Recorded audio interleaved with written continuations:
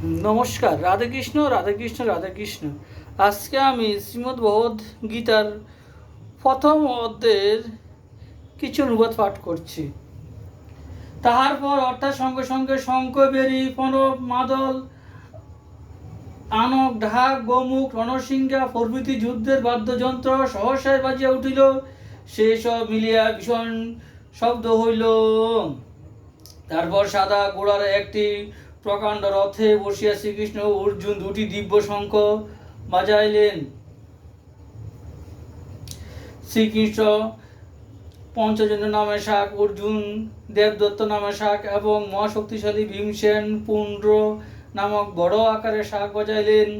কুন্তিপুত্র রাজা যুধিষ্ঠির অনন্ত বিজয়ী নামে শাক, নকুল, সুঘোষ এবং সহদেব মণিপুষ্পক নামে শাক বাজাইলেন। হে মহারাজ, মহাবীর কাশীরাজ এবং শ্রেষ্ঠবীর শিখণ্ডী, দৃষ্ট, দম্ন, বিরাট ও বীর যোদ্ধা, সত্যকী, দ্রুপদ ও দ্রৌপদীর ছেলেরা এবং সুভদ্রার ছেলে মহাবীর অভিমন্যু, এরা সকলেই পৃথক পৃথক শাক বাজাইলেন।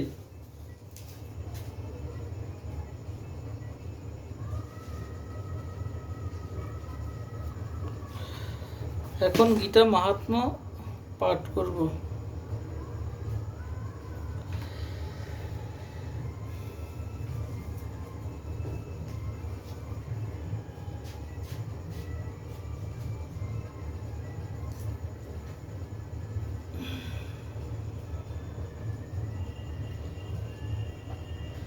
সংসাররূপ সমুদ্র পার হওয়া খুব শক্ত। যিনি গীতারূপ নৌকায় সে সাগর পার হতে চান, তিনি সহজে পার হতে পারেন।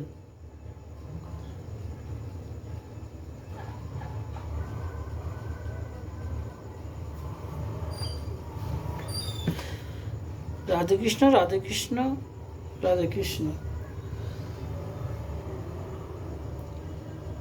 আমার এই গীতা পাঠ ভালো লাগলে আপনারা লাইক, কমেন্ট, শেয়ার এবং সাবস্ক্রাইব করবেন। রাধে কৃষ্ণ, রাধে কৃষ্ণ, রাধে কৃষ্ণ। শ্রী শ্রী রাধে কৃষ্ণ গোপাল শ্রীমদ ভগবত গীতা কি জয়। শ্রী শ্রী রাধে কৃষ্ণ গোপাল শ্রীমদ ভগবত গীতা কি জয়। শ্রী শ্রী রাধে কৃষ্ণ গোপাল শ্রীমদ ভগবত গীতা কি জয়। রাধে কৃষ্ণ, রাধে কৃষ্ণ, রাধে কৃষ্ণ।